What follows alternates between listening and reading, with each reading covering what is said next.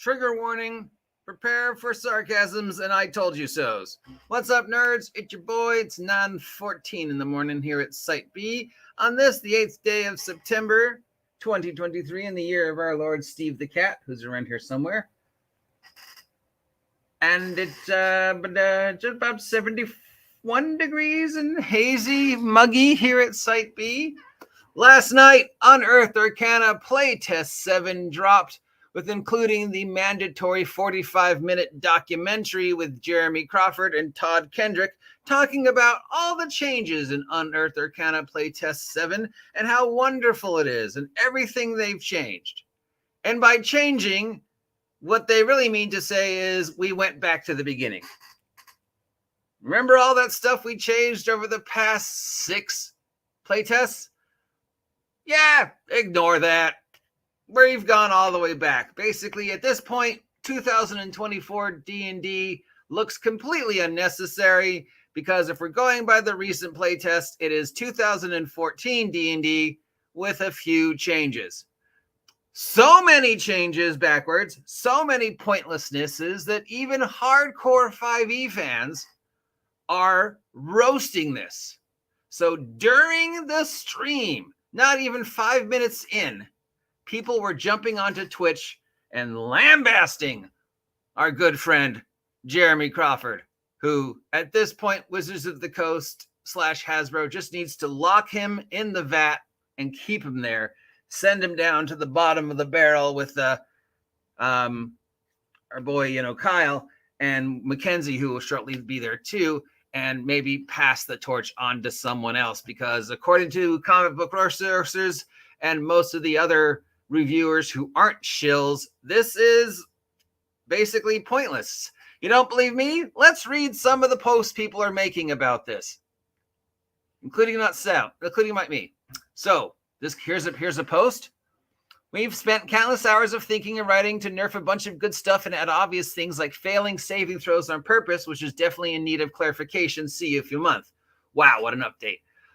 So yes, okay, one of the many things they changed by not changing was clarifying that at any point in time, you can choose to fail a saving throw and a monster can choose to fail a saving throw. Because apparently that wasn't clear in the rules. So we've spent the past year playtesting to come to the conclusion that yes, if you choose to fail a saving throw, you can. Got another one here that says, oh, great. How much have they abandoned the experimentation by making it more expressive, engaging, and less frustrating game? It kind of deserves all the roasts. This is another one saying, okay, this is not 5.1, it's 5.3. Xanthers was 5.1, meaning that everything before Xanthers was completely different than Xanthers, and everything after Xanthers was Tasha, which is 5.2, and now we have 2024 D&D, which is 5.3.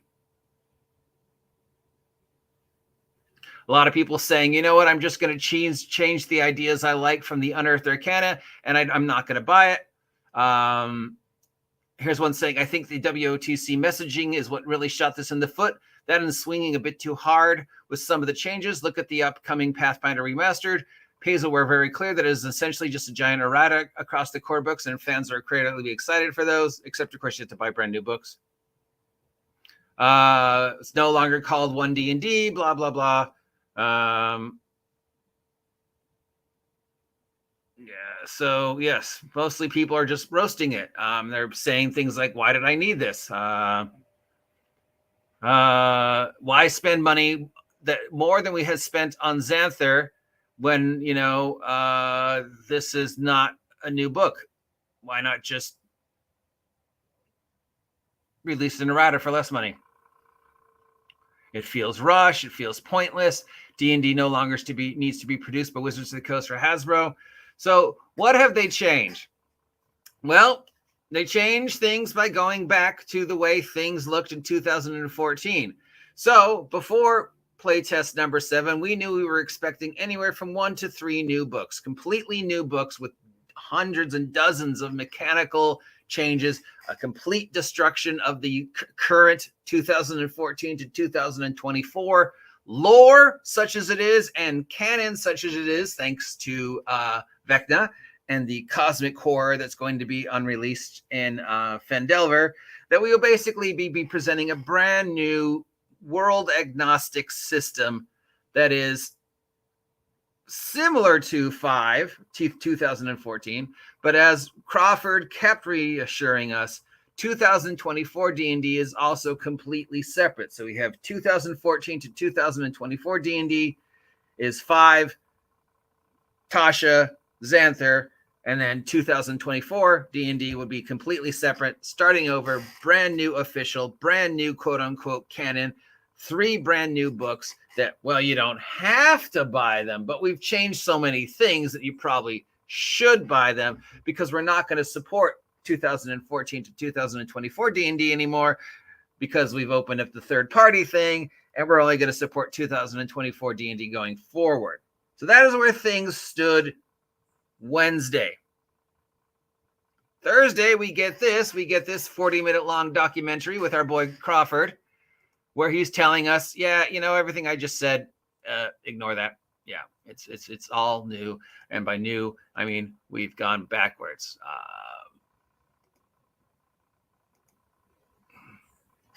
So I posted the link to the playtest down below, and I posted the link to CBR going through this and all the things people are saying about it. It is receiving huge backlash.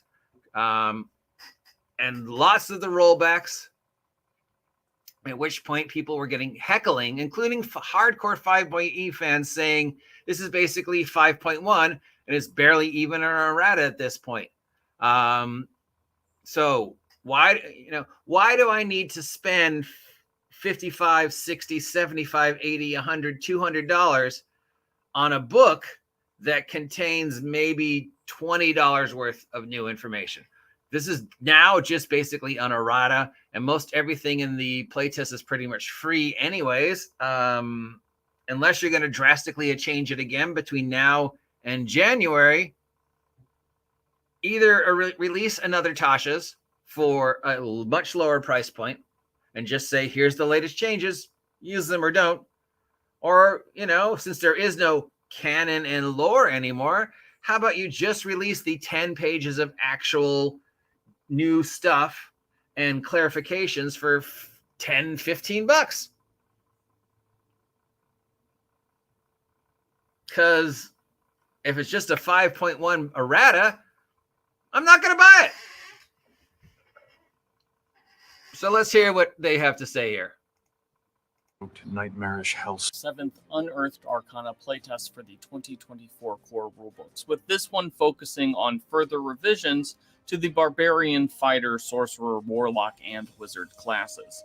Among the biggest changes are 2 new subclasses, the Path of the World Tree for Barbarians and the Brawler subclass for Fighters, plus the reversion of some of the bigger changes made in previous Unearthed Arcanas, such as the class-agnostic spell lists. So class-agnostic spell list While we is knew gone. these rollbacks were coming, it was inevitable that a lot of the commentary, both on YouTube and elsewhere, was that dropping these more radical changes from the playtests has made the 2024 core rulebooks basically obsolete. There's a lot of chatter that these changes... So there you go. That is the general response. That by changing everything, they've made the changes obsolete, which means there's no need to buy a new book. But don't believe me, you can get the PDF yourself. And it looks like they've changed, changes to Barbarian, changes to a bunch of different classes. And by changing, it means going back. So much so that the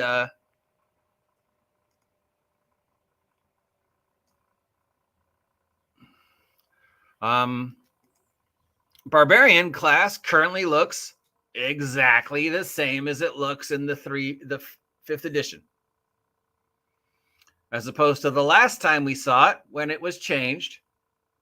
Now it looks exactly the same. Few wording changes, they changed the names of a couple things, but other than that, it's pretty much the same, not counting the new subclasses.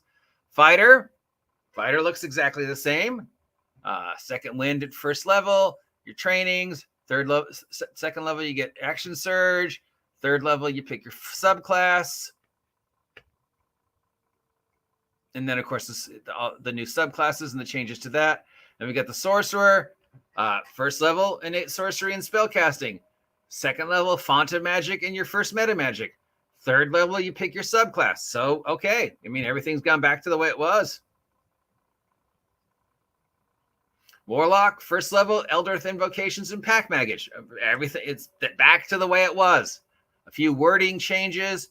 Because, something that was called XYZ in the past is now called ZYX because of whatever, it was inappropriate or offensive, or they found a better word. Wizard looks exactly the same now. Any changes that were made in the previous Wizard subclass playtest gone. Looks exactly the same now as it looks on the Player's Handbook today. So if you're looking for drastic changes from the 2014 to now, some new weapons looks like have been added. A lot of the trainings and new feats seem to have been removed. The brand new explanation of, you can choose to fail a saving throw. Because, apparently that was not clear enough to people that, maybe I don't want to resist this disease. Maybe I don't want to go to sleep. Maybe I don't want to, believe. Yeah. Now, if you're wondering how this lack of news has affected Wizards and Hasbro, let us go to the stock exchange. Because if you don't believe me about how badly this is being received, you can believe the fact that the stock is now down to $78 a share. $78 a share. That is a 32% drop from where it was at the beginning of the month. Hasbro stock started the month at $120.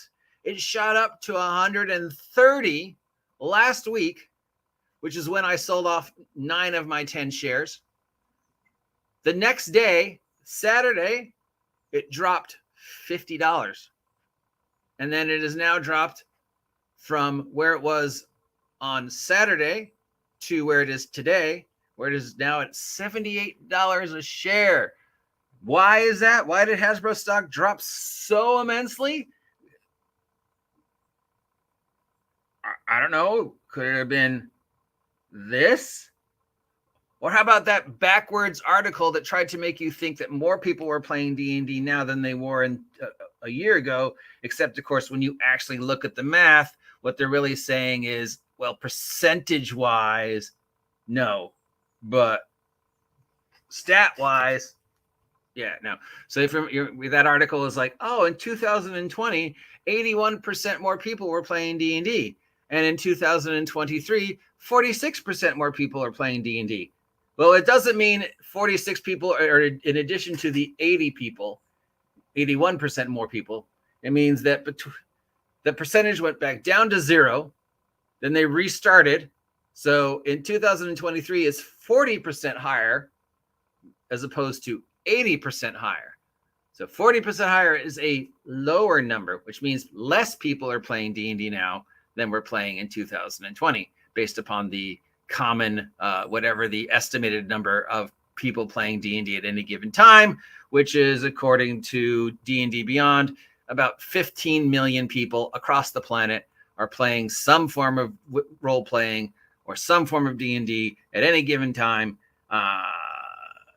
So in 2020, it was 80% more than that, and 2023, it's 40% more than that. 40 is a smaller number than 80. So you don't have to believe me. You don't have to believe these articles. You don't have to believe the stuff people are saying that why is this necessary? You can just look at the stock market and go, wow, it went from 130 a share to 78 a share. That's not a good thing. But I guess that's what we can all expect for 2024 Dungeons and Dragons as of today, with the brand new changes of going backwards to the, now this is basically just 5.3 / an errata.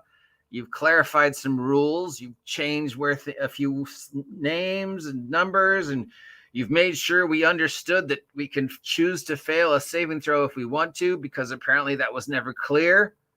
even though people have been doing it forever. But apparently it was never clear. Yeah, and it's sad when the hardcore, the actual 5e players, not the simps like Nerd Cognito or those guys or Instructisoy, but the actual people who play the game are going, well, this is a joke, and are heckling Crawford while the thing was going live on Twitch. Also, by now, Wizards, you need to find somebody else to be your spokesperson besides Crawford, because so excuse me for a moment. Now I'm going to step aside from my trying to be reasonable news reporter, put on my sarcasm hat, as I warned you, and go, ha ha, I told you. You never listen to me. And this is what happens. It's like everything I say happens when it comes to Wizards of the Coast. And people are still like, oh, that wouldn't happen. They wouldn't do that. They would never do the exact same mistake they made before and before and before. It's 3 to 3.5 all over again. It's 3.5 to 4 all over again. It's 4 to 5 all over again. It's 5 to Tasha's all over again. It's Tasha's to Xanthers all over again. It's the beginning of the year all over again. It's Hasbro saying you have to 2027 to make us X amount of money or else. And Wizards of the Coast saying, you know what, we're going to do everything we possibly can to appease the reviewers who are simps for us, like Nerd Cognito, instead of the actual fan base, because that's the people we think are going to give us the money so we can hit that $1 billion mark. And Hasbro's going, no, you need to make us $1 billion every year, separate from anything else Hasbro makes. Wizards of the Coast, you need to make us $1 billion by the end of 2023, $1 billion by the end of 2024, and $1 billion, blah, blah, blah, all the way up to 2027. And if you don't, zip, you're gone. We're going to change things with 6X, which is still on the schedule for June 2027. And again, Hasbro's going, Wizards is going, no, look, Gini Darling says it's cool because we gave her a free copy and paid her to say so. And the OGGM is going, yeah, no, you're nothing that we see by the end of this is going to look like the playtest. Day one, I said, you know what? By the time we see the finished thing, it's not going to look anything like the playtest. And people are like, oh, these changes are so interesting, so imaginative, so different. It's going to be so different, but backwards compatible. And Wizards said, no, actually, it's not going to be backwards compatible. You're going to have to buy a brand new thing because we're ending the timeline and starting a new one. Except that all changed Thursday morning when they said, yeah, remember everything we said for the past year? We changed our mind. We're going backwards. So it's going to look completely different than you thought it was going to look. But now we've placed ourselves in a position, well, basically, you don't have to buy this. But we really want you to buy it. And you know how we're going to make sure you buy this now completely unnecessary book? By making sure every book we make after this only works with this new book.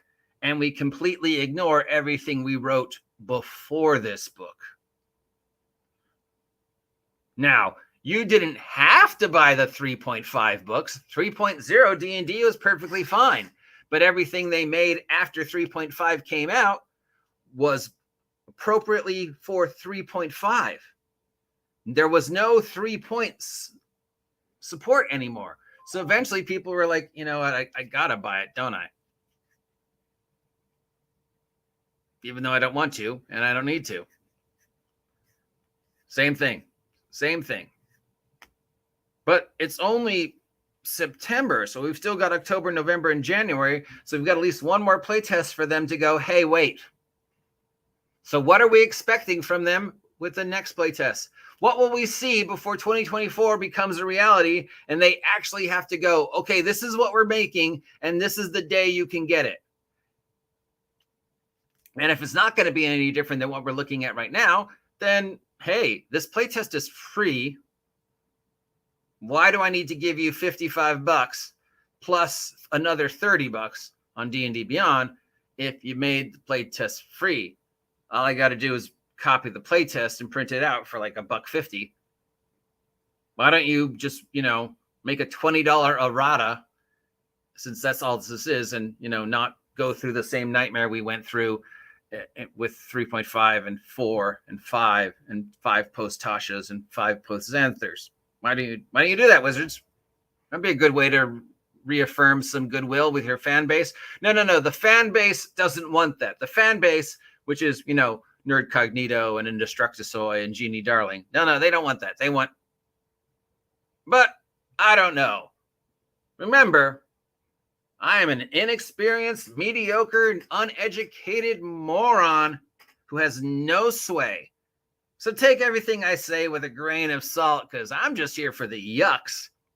And let me know what you're thinking about this. Where do you stand now that we know what is going on in the very confused brains of Wizards of the Coast and the forthcoming 2024, now completely unnecessary Dungeons and Dragons 5.53?